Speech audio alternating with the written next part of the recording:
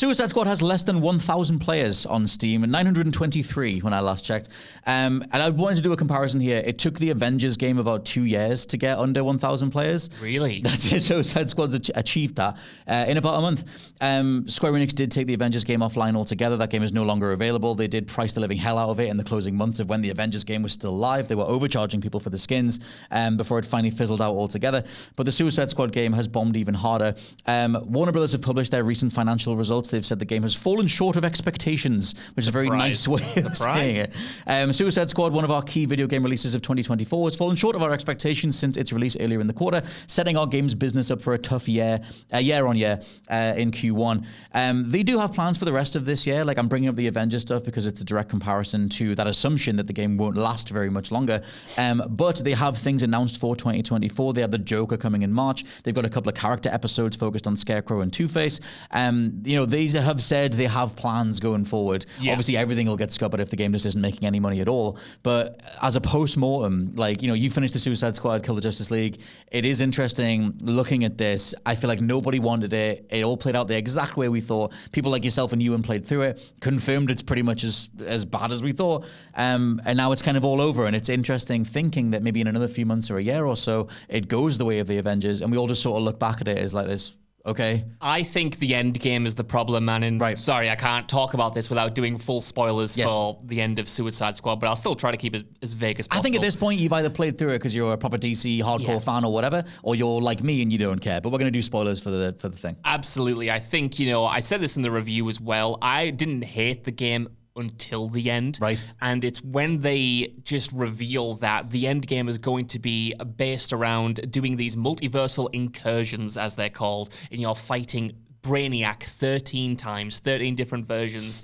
and there's no further story hook other than go out and kill this guy, save the multiverse. Unless they introduce more story elements in these DLC packs and these updates, there's just not enough there to, in my opinion, justify continuing with the game after you hit credits, because the loot is crap. The loot is useless. I don't think many people will be involved in the gameplay loop to the point where they're really craving more power. I played the game and I didn't have to change my weapons once. I changed my grenades, I changed my melee weapons, but I used pretty much the same two guns for 70 to 80% of my entire journey. And I was like, all right, there we go. That's fine. Why do I care if this does 5 more damage or this does a slightly different elemental attack? So that is that the main differentiator between the loot you're getting is damage bonuses? It's not you can equip an auto firing SMG versus a single shot rifle. No, it's the Borderlands approach, but sub-Borderlands. Element damage and damage boosts. Exactly that. You are incrementally upgrading these weapons, and you're applying elemental attacks. Some have very minor differences in how they handle, but for the most part, if you fired a machine gun in the first hour, you fired a machine gun in hour 20, you might set someone on fire, or it does a bit more damage, you know what I mean? And the guns themselves are fine enough to use, but it doesn't have that, I think, hook in terms of gear that even the Avengers had. Even the Avengers, I hate the gear system in that, where you're, again, just putting the numbers up and your gear doesn't even apply to the way your character looks.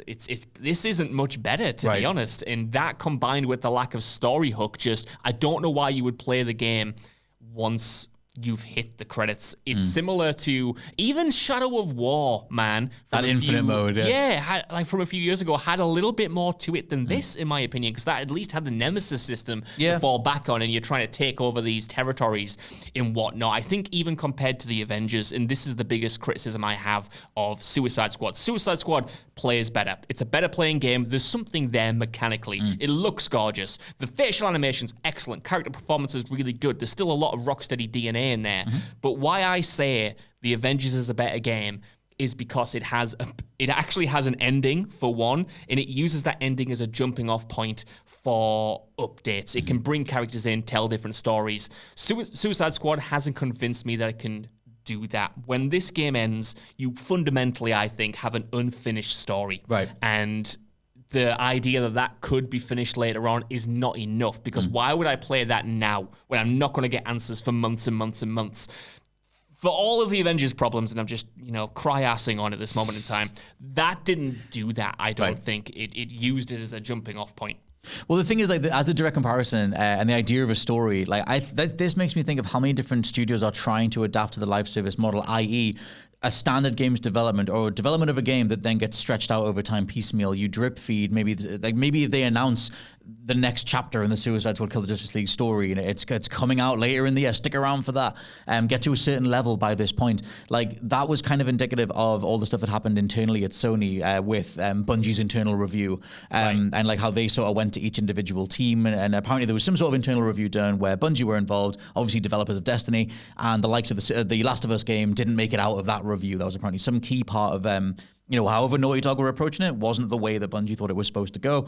And then Bungie themselves had a whole bunch of problems with layoffs and the way that Destiny was perceived and everything else. Apparently Bungie helped with Helldivers too. So they did. Really? They managed to help a little bit more. Fair enough. So it's not too bad. But in regards to that idea of how do we take established games development many years into a cycle and how do we adapt that to live service? Or someone like Rocksteady, who are known for single-player story-driven games, like obviously the Arkham trilogy, and even Urban Reign Riot Response, or whatever the hell it was called. Urban Chaos Riot Response? Chaos, yeah. Urban Reign is the Namco fighting game, which is awesome.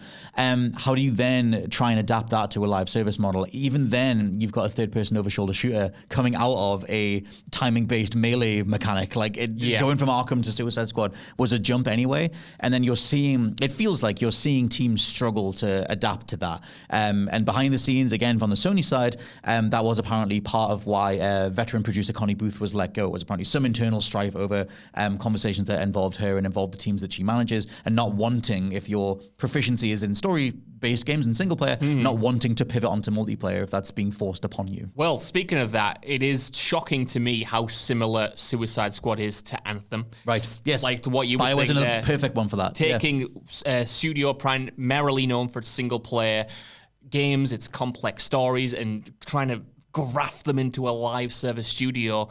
I could lay you out bullet points of criticisms I have about Suicide Squad, and they would pretty much all apply to Anthem. It's a game with a fundamentally compelling core, some amazing ideas, some rock-solid gameplay that just can't support itself within a live structure framework, that doesn't have the mission variety, that doesn't have the loot, and doesn't have the end game to succeed. And it's a shame because you can have... There's a version of the Suicide Squad game that rules, that is amazing, that tells a compelling story, that is complete, that uses the great fundamentals that it has to strong effect, to give you a compelling gaming loop, to give you satisfying character interactions, and to give you a satisfying story. But as soon as you get your live service hooks in it and do exactly what you said of, well, how do we stretch this out? How do we make this, how do we support this for a year going forward? How do we keep people engaged in the same loops over and over again? You end up with this just...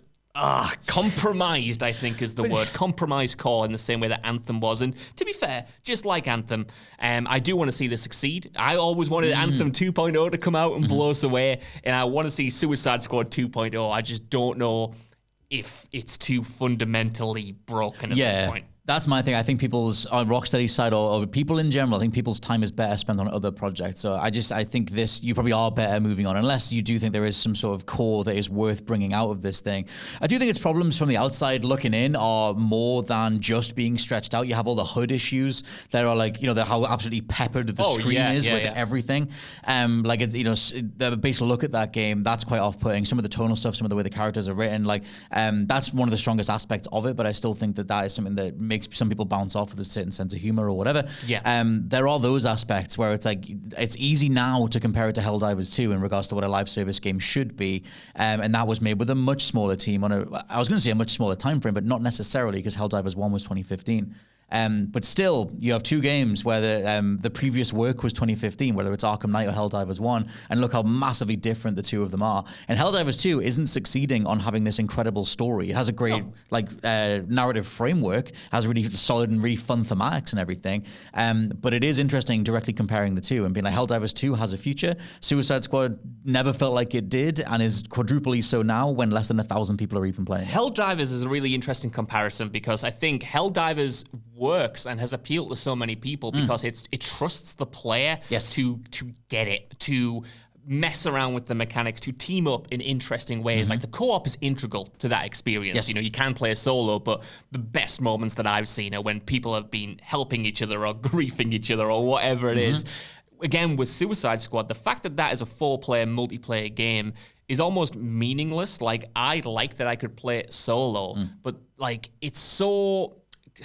this isn't a word, but it's so casual in terms of what it demands from you. And that's fine, but it does feel like any interesting mechanic has been sort of really watered down or had the edges completely sanded off so anyone can pick up and play for 10 minutes. So that means that co-op is just like you're doing the same boring missions, but your pal's there. It doesn't fundamentally change anything, you know what I mean? You don't have to gang up in interesting ways. You're just doing the same thing, but your mate John or your mate Dave is doing it with you with the exact same guns, more or less. It's a glorified, and the exact same people. Yeah, it's like a glorified lobby chat. Like it's just like, oh, we might as well, if we're gonna have a catch up, we might as well have a catch up on Suicide Squad. And I get there's a way to steer into that and give people these platforms and everything else, but that market is, or that specific energy is so highly competitive. Like, why not play something else? In this case, Helldivers or Call of Duty or whatever it is.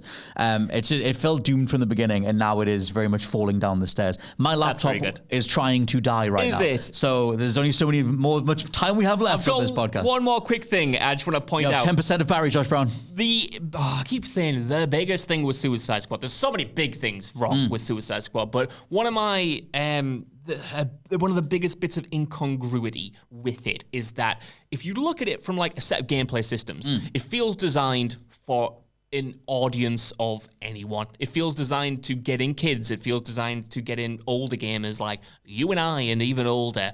But the actual narrative is adults only. It's a bloody, sweary, edgy game.